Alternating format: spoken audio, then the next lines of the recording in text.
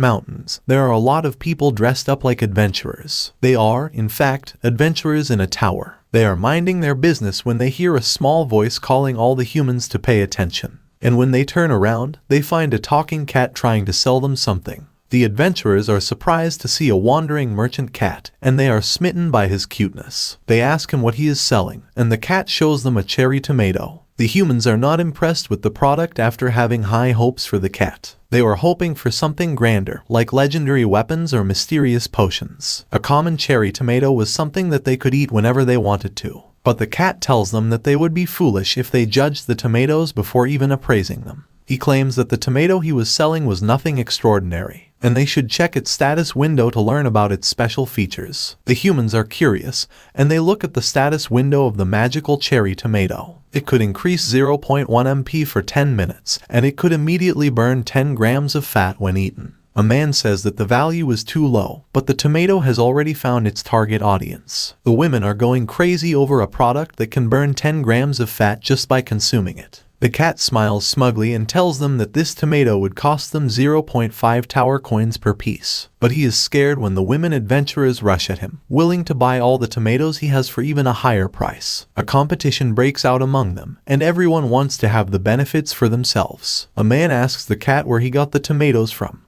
and the cat smiles and tells him that it was a secret. Then we are shown the scene of a field where those cherry tomatoes are being grown. A man picks up a tomato, and it seems like he is packing up for today. He tells his assistant, a rabbit carrying a trolley full of tomatoes, that they have harvested enough tomatoes for the day. The man tells his other workers to take a break too, and we see 2 rabbits trying to harvest another crop. The man then squeezes a tomato into a cup and asks a honeybee to give him some honey. She spits out a big drop of honey, and the man mixes the contents of the cup. His special energy drink is ready, and he drinks it along with his rabbit helpers. The honey and cherry tomato juice is a vitality drink, and the man says that this is how life should be. All his rabbits also raise their tiny glasses to show that they agree with him wholeheartedly. But then he is hit by a sudden quest. He has to distribute the honey and cherry tomato drink to the manager of the tower. There is no reward for the quest, but if he refuses to do it, the penalty would be disappointment. The farmer doesn't want to do it, but when another message pushes him, he agrees to complete the quest later. Just then, the cat merchant comes back to the farm. He calls the farmer Master Sejun and jumps on him. Sejun is also glad to see the cat back and says that he completed the work faster than he expected him to. The cat's name is T, and he tells Sejun that he sold out and earned a lot of tower coins. Sejun is impressed and thinks that it will not be long before he becomes famous in the tower. And when T hears this, he panics because he was keeping Sejun's name a secret. But the money-minded cat is already thinking of going to sell another round of crops after eating, as he wants to earn a lot of money. As T rushes to a black rabbit, asking him to refill his supplies,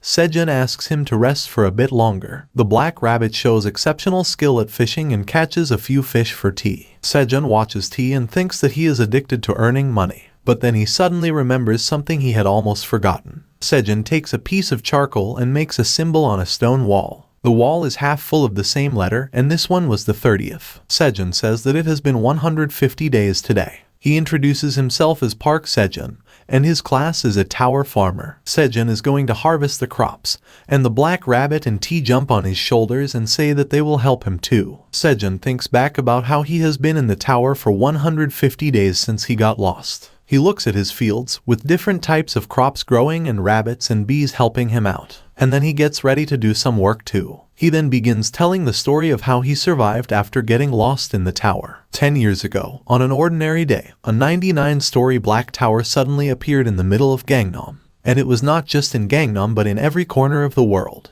A total of 100 towers appeared, and every country started to investigate them. But all anyone could find was the height of the tower, which was 990 meters, and that it was made from a material strong enough to withstand nuclear bomb explosions. But then one day, people started coming out of the tower, walking right through the wall. There was an uproar, and the news reporters surrounded them. They asked the returners how they entered the tower in the first place, and the answer they got was that one day, a black hole appeared in front of them, and they got sucked into the tower. When they opened their eyes, they found themselves on the first floor of the tower. The news gathered everyone's attention, as the same incident was happening all over the world. The people who had gone missing a little while ago were suddenly found coming out of the tower. The following discoveries were made by collecting information from different people who escaped the tower, and they will be made public soon. All 100 towers are connected to one another, and when a person entered the tower, they would find themselves on the first floor. There, they would have to pick one role, either a warrior or a magician. A man is saying this in a press conference. He says that monsters start appearing on the second floor, and every time they clear a floor,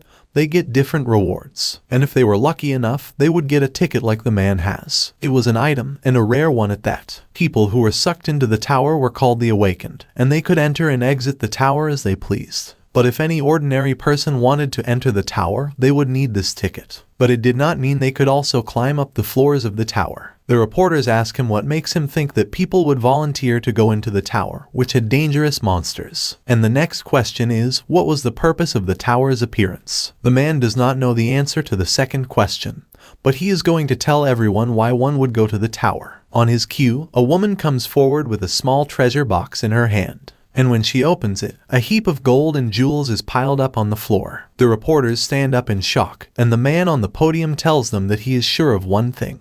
Going up the tower will give them money. This was all a way to get people interested in entering the tower. The Awakened Association had the monopoly over the tickets, and they were charging a ridiculously high amount of money for them. The news of the ticket prices rising from 150 million to 200 million won is live, and a woman is watching it on her smartphone. She is in a mall shopping for vegetables and starts talking with the cashier. She complains that people were putting their lives on the line to make money in the tower, but it was too much for them to charge $200 million for one ticket. She asks the young cashier if he agrees with her, and he nervously tells her that she is right. He was Sejun, 26 years old, and trying to save money for something special. He calculates his savings and finds that after deducting all his expenses, he had about $12 million to spare. He wonders how he could keep his dream alive if the prices for the tickets increased again. He is walking home after his job, and he asks himself, when will he be able to buy a ticket? But he knows that the better question was if he would ever be able to buy the ticket. He is tired of hustling so hard for money, but then he snaps out of his despair. He shouts at himself to keep his spirit up and not give up.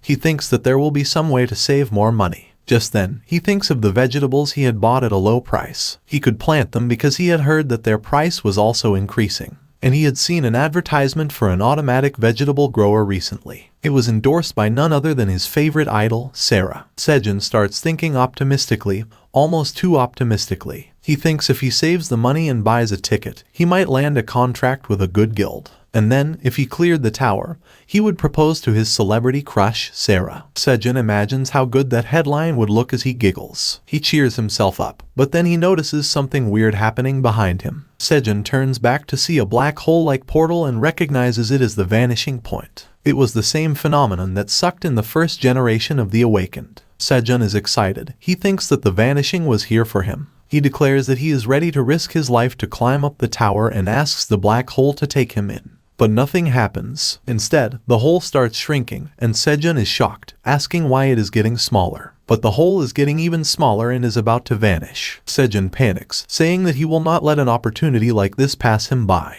If the vanishing would not take him, he would come to it himself. As he says these words, Sejun jumps inside the hole. He lands on his face when he reaches the other side. He picks himself up and wonders if he really made it inside the tower. Sejun excitedly looks up, speaking of all the things he knew were on the first floor. He wanted to see the fancy chandeliers, marble plaza, and shops selling potions and equipment. But there is nothing like that here. Sejun is in a desolate hole somewhere in the wild. It is an underground dome with an opening at its top through which sunlight pours inside. Sejun gets up and looks at his surroundings, having no clue at all about where he was. He cannot believe it and screams in dissatisfaction, asking where the hell he was. And we see that he was somewhere far away from the tower, in the middle of a forest. Inside the top floor of the black tower, a crystal orb is glowing red and beeping. We see the silhouette of a dragon looking at that crystal ball with shock. The ball had detected a change in the tower, and the dragon must find the cause, because that was its duty as the manager of the tower. But neither the dragon nor Sejun have any idea about each other yet. The window changes, and now it says that the manager was interested in him because of his amazing achievements. It was keeping a keen eye on Sejun, but it was not happy. Sejun is confused. Why would the tower manager not be happy with him? And the husband rabbit does not know anything that is going on. Sejun is informed that he was not a duly invited guest, and the tower manager has accepted it as a blunder it wants to hide. Sejun is shocked and asks the window what it means. Was it a mistake that he ended up in the tower? He lashes out, saying that after he spent more than 2 months in this place, the tower manager dared to say that it was a mistake. He says that if that were the case, he should be allowed to go home immediately. But the window says that the tower master wanted to kill Sejun to eradicate all proof of this mistake. Sejun is flabbergasted. He screams at the screen, saying that he completed a wonderful achievement, and instead of rewarding him, the manager wanted to kill him. The system window falls silent for a while, and Sejun wonders what was happening. The next message he gets changes his mood from scared and angry to elated. The tower manager is awakening him. Sejun feels an aura surrounding him as soon as the message is displayed. He cannot believe it and confirms with the window that he is officially awake in the tower now. He wants to know his job, and since he thinks that he is smart, he should be a wizard. The tower master is assigning him a job, and Sejun eagerly waits to see which one he will get. And his job is a tower farmer with proficiency of F rank. All the joy and excitement leave Sejun's face, and he goes blank. The windows keep giving him messages about his job. He will never get sick and be close to nature because of his job, and he will get his experience points by harvesting crops. Sejun is shocked. There was no job class other than a warrior